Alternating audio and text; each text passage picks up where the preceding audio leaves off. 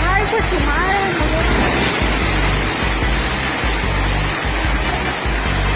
pues su madre.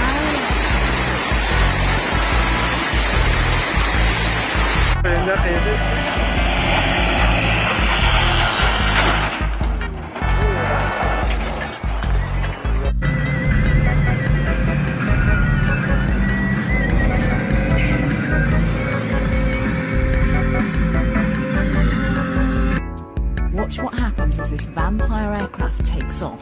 Sections of the runway are torn up at Wolverhampton Halfpenny Green Airport in South Staffordshire.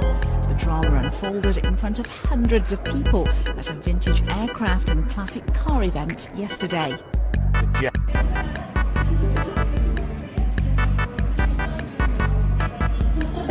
Telefon çeker misin Ramda?